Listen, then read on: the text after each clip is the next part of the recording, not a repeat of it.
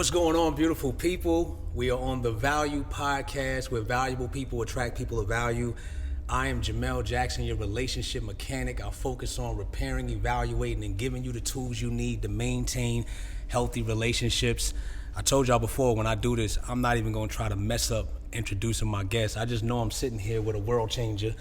I'm sitting here with a philanthropist, a community activist, a pastor, a business guru, Marcus Rosier, man. Let the people know, because I probably messed it up, man. Oh, man. Well, listen, I always live my life by, if you couldn't tell people what you did, what does your life say that you are?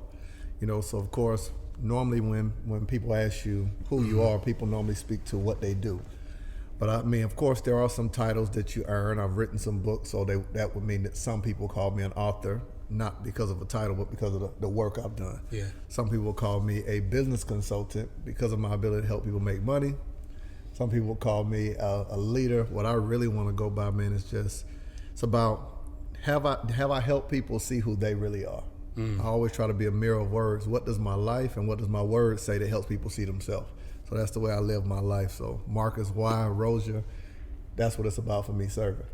Nice, and serving is what we're going to be talking to. Interesting, I had a guest on by the name of Teresa Smith, and she said, I met her in the mall, and I said, what do you do? And she hit me with 3 words. She said, I show up. What's going on, beautiful people? I'm sorry I had to interrupt your value time, but people have been asking me, Jamel, how do I support the Value Podcast? I want to show some love. Well, you can go to VPAPOV.com.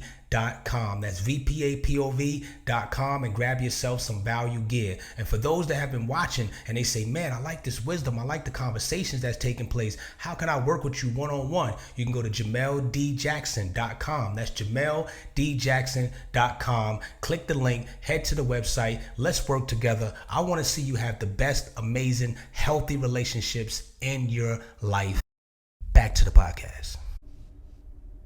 I was like, wow. She said, because if I show in that moment, I can show up and be whatever I need to be in that moment. You know? I like it. Yeah, so I want to go back into this serving, man. We talked about this years ago, and I looked up even the word servitude, and it's stemming from a Latin word that actually means slave. You know, but when I say servant or servitude to you, what kind of image or words come to you? Like, what image comes to your mind and what words come to your mind?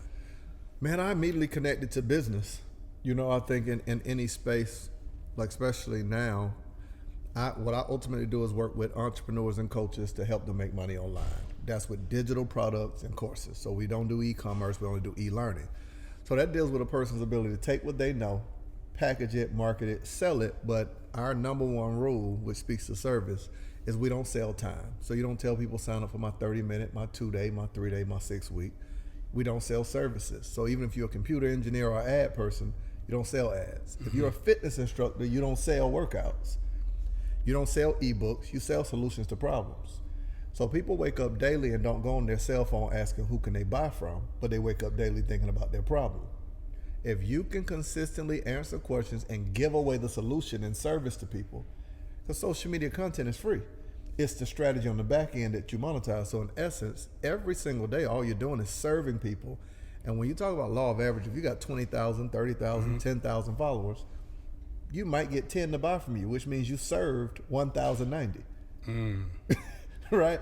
So everything that people see it correctly is an act of service. And when you truly fall in love with the process of solving the problem of others, if you think about on the most basic level of biology, in order for this whole system to work, the ground has to give up dew, the sky got to give up rain. They work together and give. If the sky don't give, the ground don't give.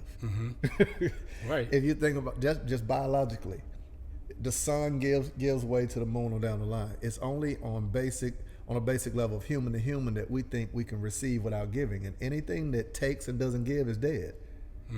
If the ground takes seed and never give it back, it dies. So when we think about our inability to produce, it's because we don't serve, we don't give back. We're trying to break a biological order because we're selfish.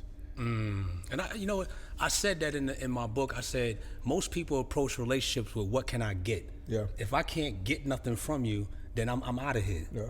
and it's this ghetto mentality. And I said not GHETTO, but GETTO. I like Wait, it. what can I get? What can I get? What can I get? And if I can't get nothing, then I'm gonna weasel my way out of your life.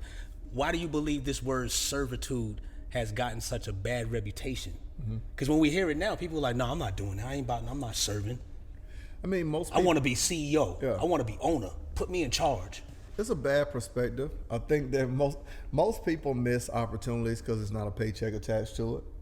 You know, so they go into each thing and think that, I'm gonna put it this way in context. So if you put in perspective, the question that I would challenge all your listeners, viewers, and I would say openly, people love to say if they had an opportunity, if you ask any room, if you had an opportunity to be a part of Apple, would you? They say yes. You had an opportunity to be a part of Disney, Google, Facebook, they say yes. The real reality is this. Every one of those companies was started in a garage or a dorm room. You'd be shocked, and the question we got to ask is, how many people were invited that didn't come, and how many people were invited that didn't stay? A lot. From the beginning of time, because we see it on the back end and say what we would do, but the real reality is someone inviting you somewhere now that you don't show up for. So you wouldn't show up for a Google because it wasn't Google when it started. You wouldn't show up for a Harley Davidson. You wouldn't show up for Disney. You wouldn't show up for any of these things because you got friends right now that's building the next Disney, the next Facebook that you don't show up for. You don't even share their stuff. So when we talk about why it gets a bad rap, it's because people are so short-sighted. The real success is a person who can visit the future and come back to the present and make daily decisions with the future in mind. That's success. So servitude for me is because I'm always looking at, how do I build wealth? I build wealth by my deposit into every person, every room. Like right now, my hope in this interview is that I'm giving people that I will never meet a deposit of some thought that changes the way that they view the world, the way they show up, and who they can become. People live grossly beneath their means because they don't really see themselves. They know all the things they're not, all the things they don't have, but don't really know genuinely who they are. And can I mention this? Go ahead.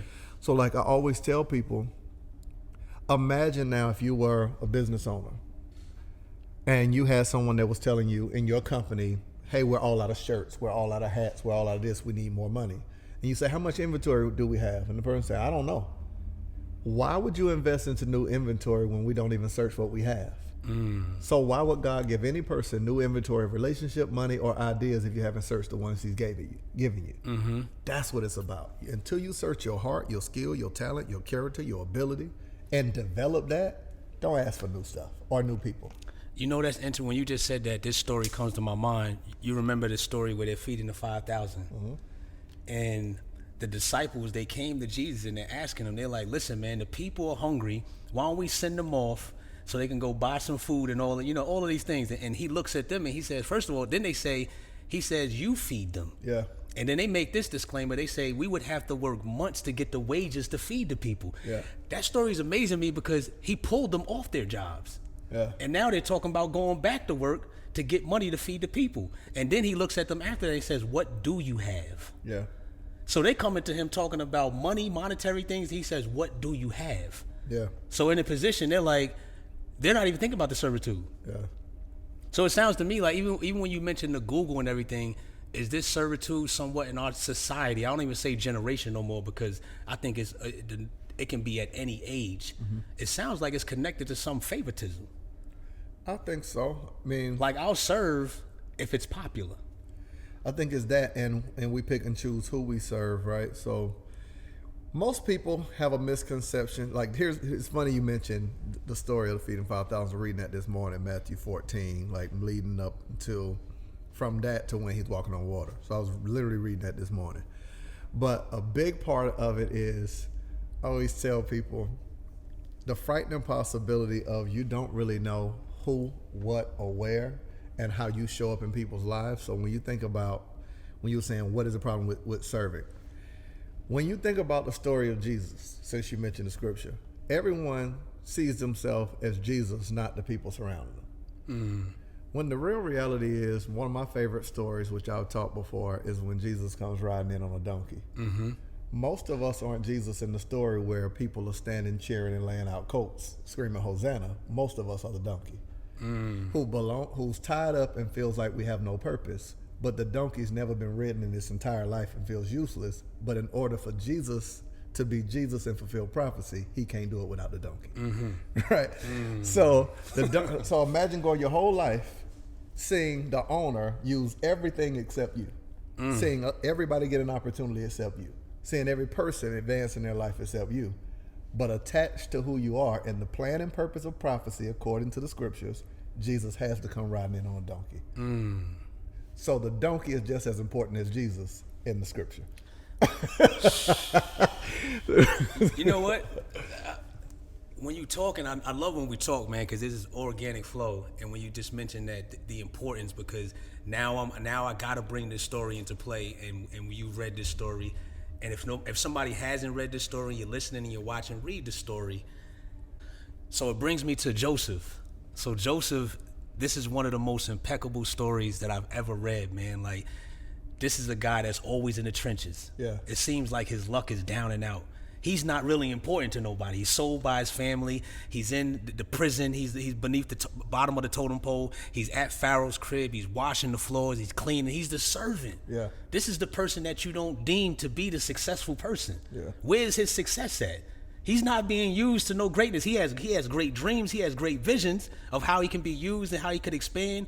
But then he's always in these bad predicaments. And then Pharaoh has this dream, you know, a famine's coming, and Joseph has the ability by the Spirit of God to interpret this dream. Yeah.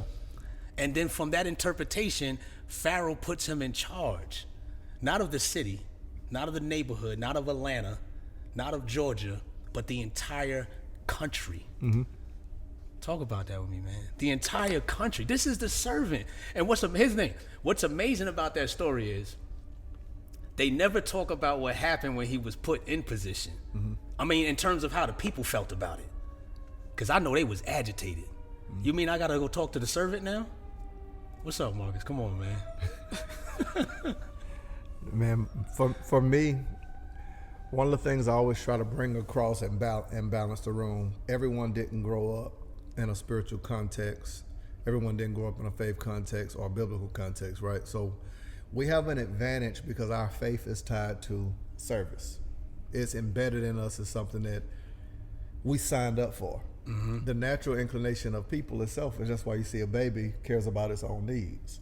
When a person don't have a moral compass that connects them to something bigger than themselves, the natural default setting of humanity is selfishness. So I really believe that every person, beyond service, is one of those words that has to be tied to a person's why, a person's heart, and what they actually enjoy doing, which leads to gifting, talent, purpose, all that stuff. So I think, like, I love Joseph's story, but in the same context, what is missed is his own personal development. If we take it out of the context of scripture and humanize it like we should do the Bible, for any person I'm talking to, I always say 2 questions are important in biblical interpretation. Number 1, what did the writer mean? Like, culturally, language, who's he talking to, what's the setting, what's the cultural examples, what's the timing, all of that matters. And then, what does it mean to me? You can't fully interpret until you can answer both questions. So when we take Joseph, we can't just leave it as a man's name, because people are like, I don't know no Joseph. Yeah. It has to be humanizing and really be a person who's in a family construct that is gifted but doesn't know he's gifted, and is trying to discover that through a process that God's taking him through, right? So it really is that. Like, when we talk about his service, we looking at it from a panoramic view, but I wonder what it felt like to him. Yeah. Did he submit to service? He's a 17-year-old kid whose daddy telling him what to do. He goes from that to having to grow up early because he's now thrown into a pit. He goes from that to being a slave where he didn't sign up for that. Yeah. Right? That's not voluntary service. He's in prison. That ain't voluntary. Yeah. Nobody's just saying I'm going to prison. Right. So what we're missing in the story is his involuntary service, and then his promotion is where now he finally gets a job at the height of his career. But here's the big part that I think everyone misses. Joseph was never number 1 any place he went. He was number 2 in his father's house, number 2 in the prison, number 2 in the pit, and at the height of his career, he's number 2 over the whole gross national product of the country. So people look at it and say, you serve to be number 1. He was never number 1. Come on. Come on. He made his job was to take a number 1 and make it where a number 1's job was easier, where they didn't have to think about it. So in the prison, they didn't have to think about it. In the palace, they didn't have to think about it. Under Pharaoh, they didn't have to think about it. He's an anointed number 2. Now, if he don't clearly understand that, He fights to be a number one. David's a number one. Joseph is a number two. These are two distinct people that show us the ability of God to use a person that is highly gifted but has a different assessment. So I'll say this. Although we're all equally loved by God, loved by our family, loved by friends, we're not all equally gifted. And you can't miss that. Facts. You can't miss that. You can't assume that because God loves you, he gave you the same ability. We're all brilliant in one space, ignorant in another. You put LeBron with a basketball, he's brilliant. You put LeBron in the same arena that came to see Beyonce sing, he's ignorant. We all got an advantage in different scenarios, different people, and we serve that audience with our gift. So to that story, some would say, and this might mess it all up, and it's dope. I didn't even know it was going in this direction. Come on and bring it. We just flowing. Some would say with Joseph's story that his gift was interpreting dreams, and it wasn't. You have to think in his lifetime he only interpreted 2, maybe 3 dreams. So that's not really his gift. His gift is administration. That's what got him paid. He never got paid for interpreting dreams. He got paid for administration. So if you take your spiritual gift of interpreting dreams and think that that's how you're gonna make a living, you're gonna struggle for the rest of your life. And this is the problem with highly spiritual people. We think that things like prayer, speaking in tongues, prophecy is what we monetize. No, that's your service. Your gift connected to your service is how you get paid. So my gift is communication. I didn't know what direction we're going. I can do this. Yeah. This is my gift, interpreting thoughts, simplifying things, staying on point. I remember what you said in the beginning of the introduction, where we started, cadence, pace. So communication is my gift.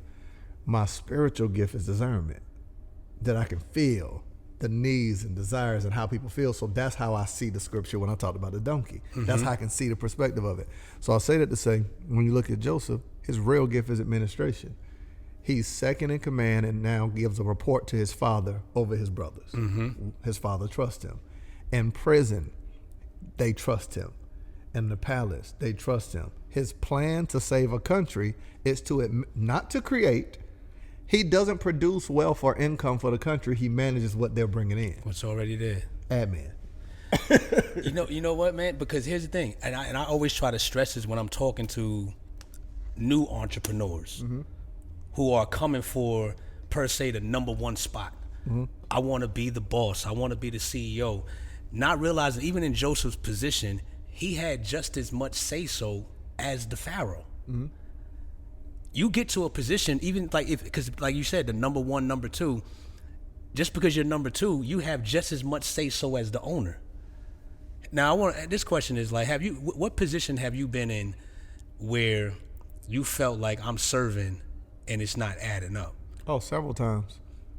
Like, I don't think all service is the same. I've served people I shouldn't have served. Right. So service isn't a blank check. It's not open-ended. And as well as certain times I've served with the expectation of something coming from that person. Okay, that right there, talk about that right there. That serving with expectation. Because sometimes we serve and we have a hidden expectation. Like, when I'm doing this, somebody better see me and they better reward me for this. Yeah. So I would say some of the time, like when you're talking about that, serving a person with an expectation, it often, or serving the wrong person, they both are hand in hand, sometimes come from a place of personal insecurity. It's not so much that we want to serve, it's we're not comfortable or confident enough to build our own, so we feel like we can serve them so they can give us what ultimately we should build ourselves. So we're waiting on somebody to basically build a stage to give it to us instead of building our own. What we really should be doing is developing our skill in their environment. What I tell people to do is visit what you're not. That's how you sharpen your skills. So if I know I'm gifted at this but not gifted at that, I don't have to become you, but I got to visit it enough to expose myself to it. You can't become, think, or have anything you ain't exposed to. That includes your personality. Like, let me say it this way. There's a you inside of you haven't met yet. And you will only become it when you're exposed to it. What people really do when you meet people and see them in their gifting is expose you to a part of you. That's why in the beginning I said I'm a mirror of words. I say something that lets someone see themselves and think, I think I can do that. I'm teaching this Sunday in Fort Lauderdale. Man, it's dope that this is one of the first interviews I've done in a while where I get to talk Bible. So this is phenomenal. You know how I flow. So think about this, right? The story of Jesus walking on water. It's one of my favorites, but here's why. I think about Peter only asked because he was exposed and saw Jesus do it. Like, keep that in mind. I'm flowing. Go ahead. On the land, he don't ask him, can he walk on water? In the boat, he don't ask him, can he walk on water? Healing the sick, he don't ask him, can he walk on water?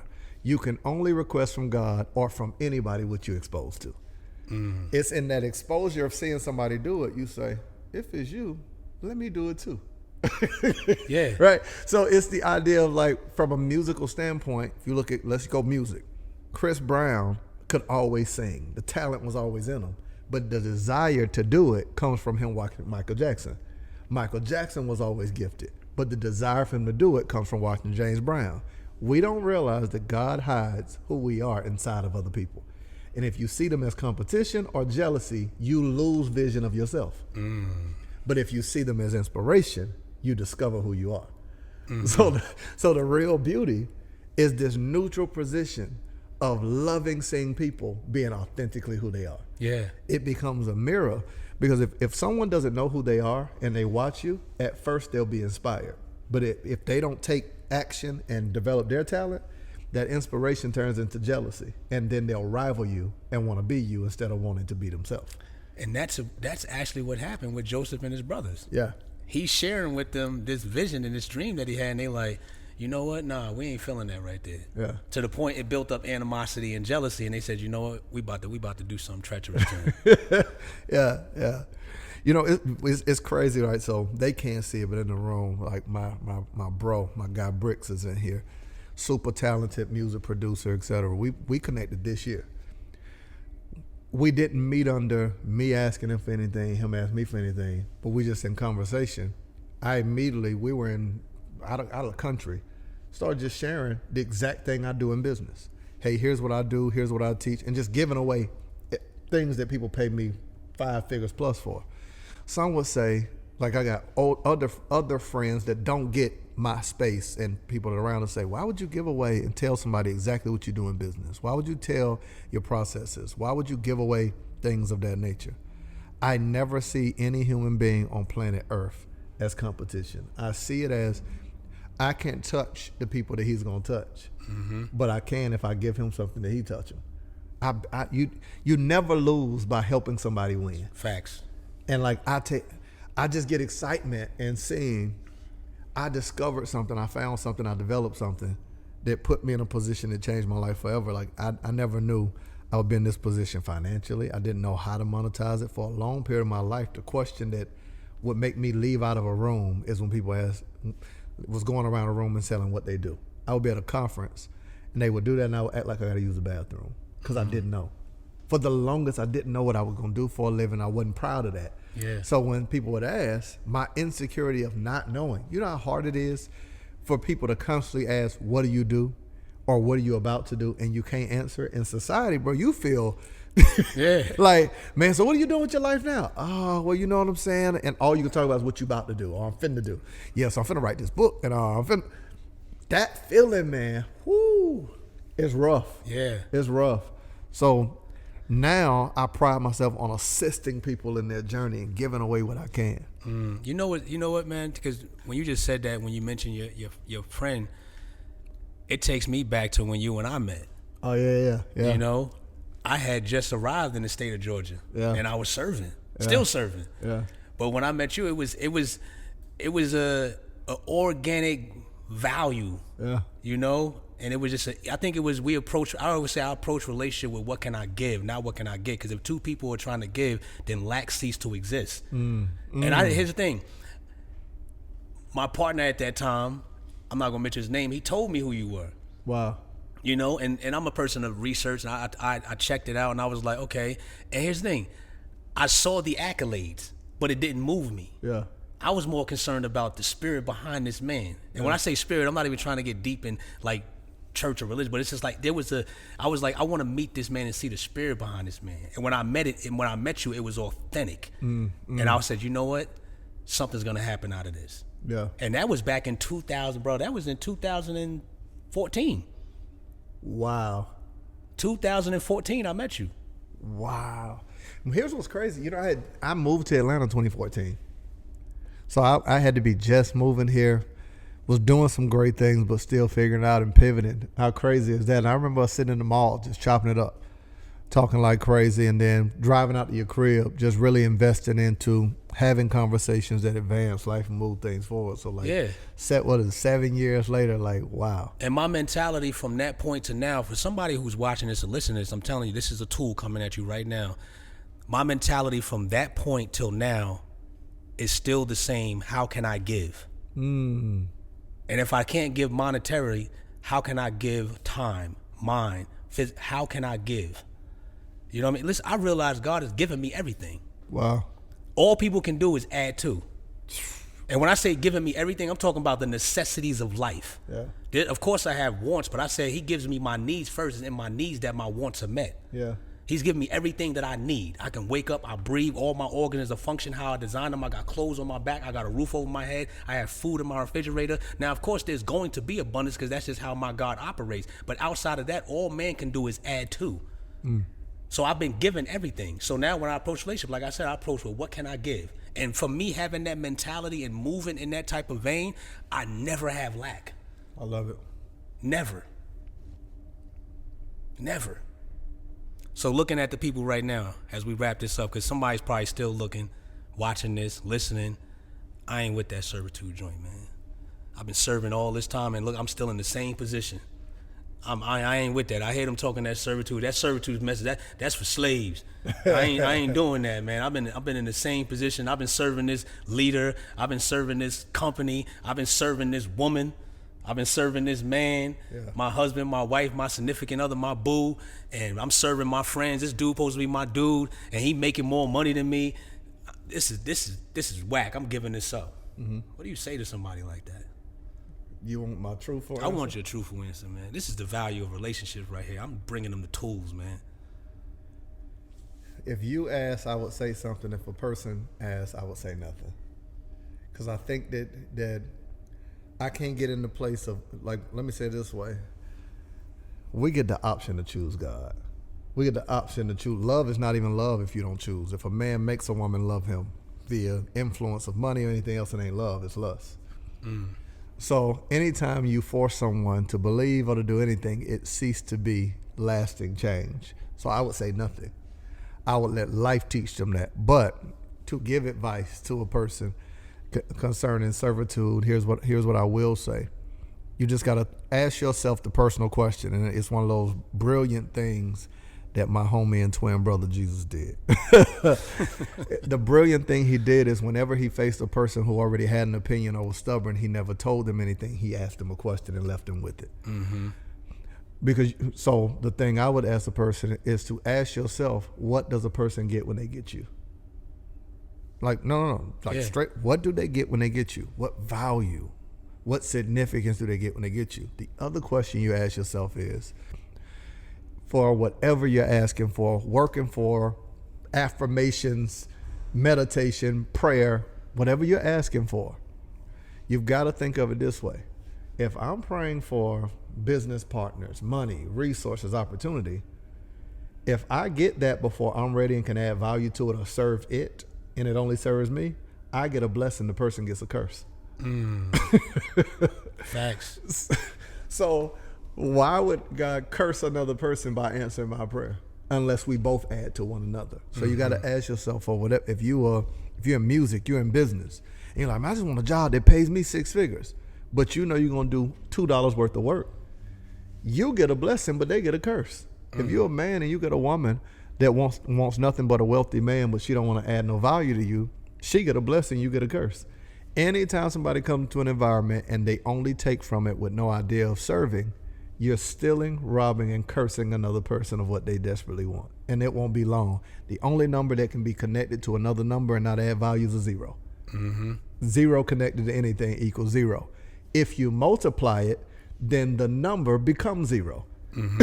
Facts. Yeah. 10 times 0 equals 0. 0. 9 times 0. So anytime you connect 0 to any multiplication thing, it becomes the 0. What God does in relationship is he does not add. It's not 1 + 1 = 2. It's 1 times 1 equals 1. God plus us equals 1. So if God does multiplication math in relationship to advance our life, the only way he does that is not by connecting us to something that does not serve, because 0 times anything equals 0. So what does somebody get when they get you? Does the sum total of what they are, a 5, a 8, a 9, becomes the sum total of you, a 0? That's good. That's good. That's good. Man, listen, man. Me and this guy, man, we sat so many times and we chopped it up and we talked. I had to bring him on the podcast. We could sit here flat-footed for hours and conversate about this topic right here, but we're not going to do that. Listen, Marcus, man, where can the people find you at, man? I'm going to throw it on the video, but for those that's listening, man, where can they find Marcus at, man? Oh, I'm the easiest guy in the world to find, whether you're the FBI or jealous girlfriend. Marcus, the letter Y, Rosier. So Marcus Y. Rosier. If you are on Instagram and just type in Marcus and the letter Y, I pop right up. So Marcus Y on YouTube, on my podcast, you name it, FBI jealous girlfriend, you can search the same, Marcus Y. Rosier. Awesome, man. Listen, man, we out of here, over and out. The Value Podcast, with valuable people attract people of value. Peace.